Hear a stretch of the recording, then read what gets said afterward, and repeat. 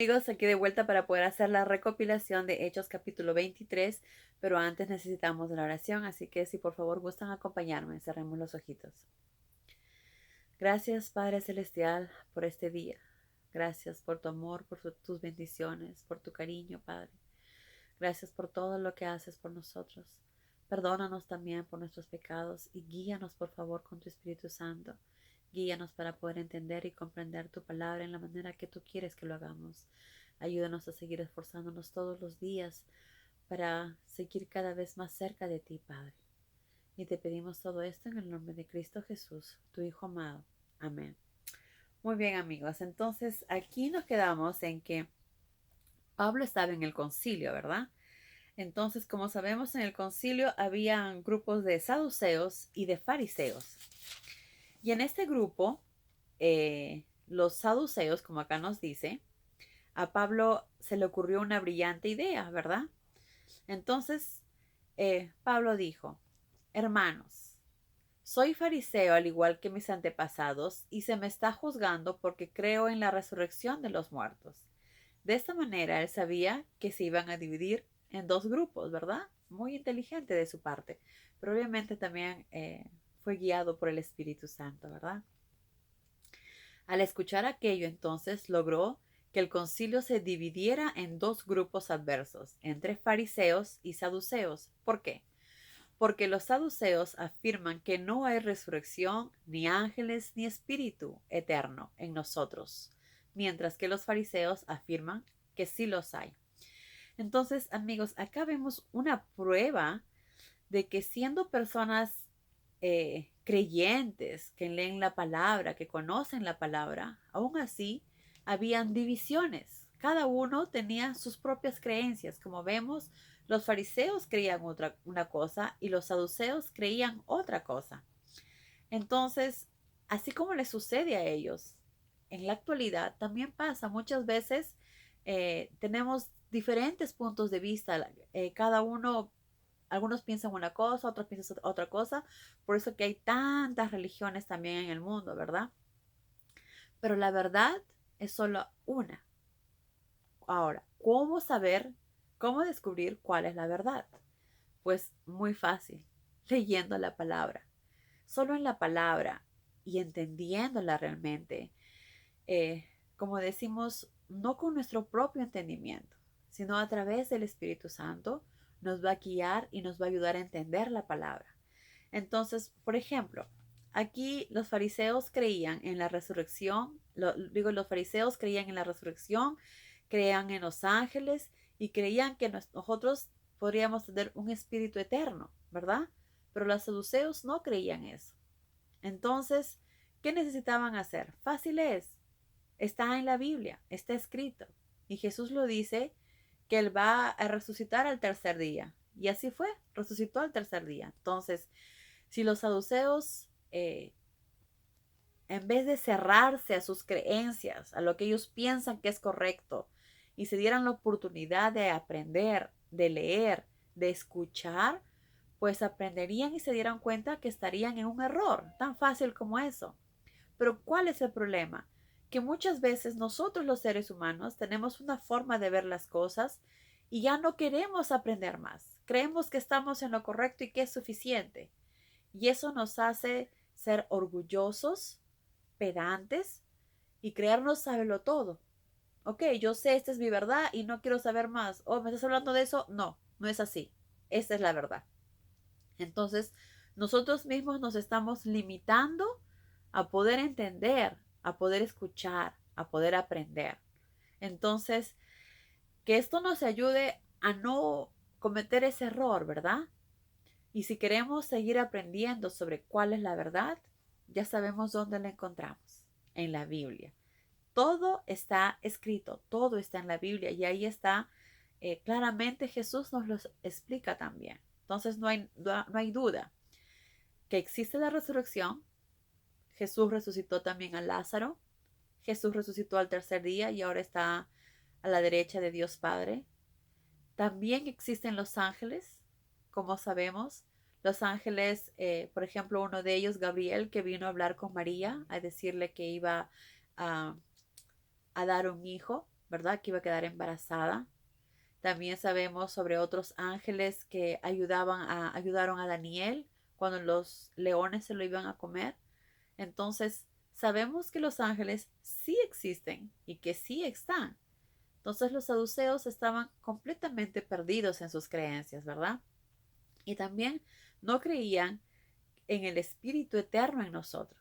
Y claro que sí, es nuestra parte espiritual, la parte más importante, que es en la que estamos trabajando todos los días, en la que tenemos que esforzarnos, porque sí creemos que va a haber vida eterna, ¿verdad? Sí creemos en eso, porque creemos en Jesús y Jesús nos dijo que eso iba a suceder.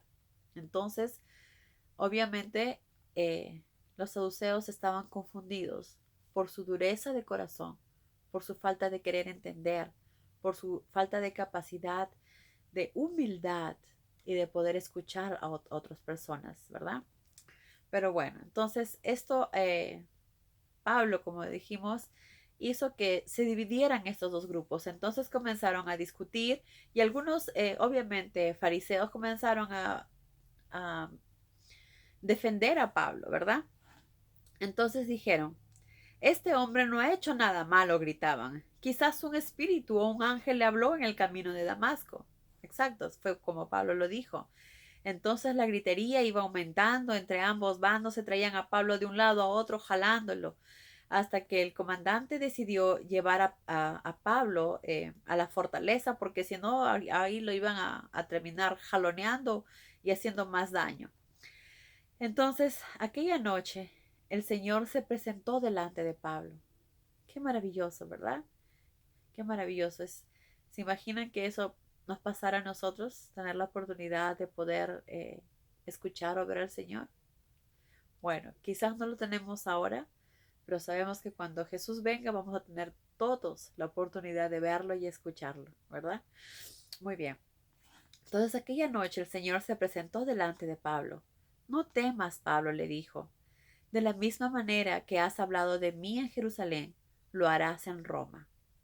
Con esto le estaba diciendo que iba a salir de ahí y que iba a llegar a Roma, ¿verdad?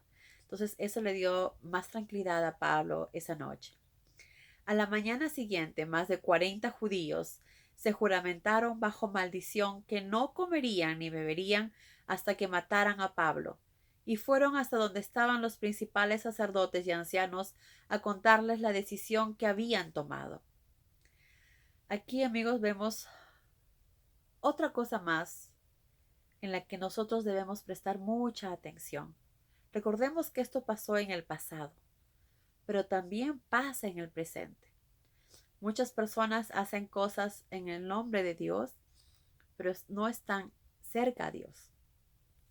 Jesús nos dijo que nosotros nos vamos a dar cuenta si los que nos hablan de Él vienen de Él de acuerdo a los frutos. Y estas personas, ¿qué estaban haciendo? Estaban levantando falsos, estaban haciendo daño. Y lo peor de todo, estaban buscando matar a Pablo. Jesús nos dice, y Jesús nos enseñó, ama a tu prójimo como a ti mismo. Entonces ellos no estaban haciendo absolutamente nada de lo que Jesús había enseñado. Estaban tan lejos, como ya dijimos, por su dureza de corazón, por su misma creerse perfectos, ¿verdad? Autosuficientes y que no necesitaban de nada. Entonces ellos en su cólera, en su afán de destruir a Pablo, decidieron matarlo. Y para eso sí, y no solamente esto, sino que llegaron a juramentar bajo maldición. Sabemos que eso no es absolutamente nada de Dios, siendo también propios judíos, el pueblo de Dios. Imagínense cómo se sentiría nuestro Padre al ver estas personas, estos judíos, que es su pueblo que Dios tanto ama, haciendo tanto daño a las personas que tratan de esparcir su palabra, de ayudar a que entiendan la verdad. Qué triste se debe haber sentido nuestro Padre, ¿verdad? Bueno, después de esto, pues fueron donde estaban los principales sacerdotes y ancianos a contarles la decisión que habían tomado. Entonces les dijo, antes de continuar, solo quería un pedacito decir, se ve que estas personas tenían mucha maldad, mucha dureza de corazón, ¿verdad? Para llegar a tal extremo. Como sabemos, eran personas muy, ¿cómo se puede decir? Temperamentales, ¿verdad? Muy temperamentales. Entonces le dijeron, piden al jefe de la guarnición que vuelva a presentar a Pablo ante el concilio y díganle que quieren formularle 2 o 3 preguntas más. Nosotros lo mataremos en el camino. Entonces, todo querían hacer un engaño, ¿verdad? Para poder matar a Pablo. Pero felizmente de esto se enteró el sobrino de Pablo. Pero como ya sabemos, nada es casual. No fue que casualidad se enteró el sobrino de Pablo, sino que Dios hizo que el sobrino se enterara, ¿verdad? Porque todo tiene un propósito, todo tiene una razón, nada es casualidad. Entonces, el sobrino se enteró de lo que estos judíos estaban preparando, de la celada que estaban preparando para Pablo. Entonces, inmediatamente el sobrino fue a avisar a Pablo de lo que estaba sucediendo. Y Pablo entonces le dijo por favor al soldado que lleve a su sobrino donde estaba el comandante. Y así lo hizo. Entonces el comandante, tomando al muchacho de la mano, lo condujo hasta un rincón y le preguntó, ¿qué tienes que decirme, hijo? Que los judíos te van a pedir que mañana presentes de nuevo a Pablo ante el concilio con el pretexto de querer formularle algunas preguntas más. No les hagas caso. En el camino habrá más de 40 hombres emboscados que asaltarán a la comitiva y matarán a Pablo. Se han juramentado bajo maldición que no comerán ni beberán hasta matar a mi tío. Allá afuera están ellos esperando que tú accedas a la petición. Cuánta maldad, cuánta crueldad. Y supuestamente son personas que deben hacer la voluntad de Dios. Entonces el comandante dijo, no le digas a nadie lo que me acabas de decir, e inmediatamente pidió que preparen 200 soldados para que salgan a Cesarea esa noche a las 9 y que tengan listos 200 flecheros y 70 jinetes. También que consigan un caballo para Pablo y que lo lleven sano y sano a Félix el gobernador. ¿Qué pasó? Lo que pasa es que aquí el comandante se dio cuenta que ellos estaban dispuestos a matar a Pablo. Y como él ya no sabía qué hacer ni cómo controlar eso, decidió enviar a Pablo a donde estaba Félix para de esa manera protegerlo, porque sabía que si algo le pasaba a Pablo, todo iba a recaer en él, ¿verdad? Entonces, para evitar eso, decidió mejor, como hizo Pilatos, lavarse las manos y mandar mejor a Pablo donde estaba Félix y que él se encargue de juzgar y de ver lo que debe hacer, porque él tenía miedo que las cosas se le fueran a escapar de las manos. Entonces le escribió también una carta de Claudio Lisias. Claudio Lisias le escribió una carta al excelentísimo gobernador Félix. En esa carta le explicaba lo que había sucedido, ¿verdad? Que él había agarrado a Pablo a protegerlo porque estos judíos estaban a punto de matarlo y que luego fue al concilio y se dio cuenta de que simplemente eran disputas entre judíos sobre creencias y que eso no era pues mérito para que Pablo esté preso o tengan que matarlo. Y como estaban ellos tratando de matar a Pablo, le explicó, para una manera de protegerlo, lo estaba enviando donde estaba él. Y entonces así fue. Ya en Cesarea entregaron en manos del gobernador a Pablo y la carta de Claudio Lisias.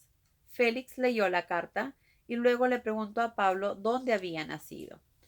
Soy de Cilicia, respondió Pablo. Y entonces el gobernador le dijo, oiré tu caso completo cuando lleguen tus acusadores, y ordenó que lo guardaran en la prisión del palacio de Herodes. Como vemos,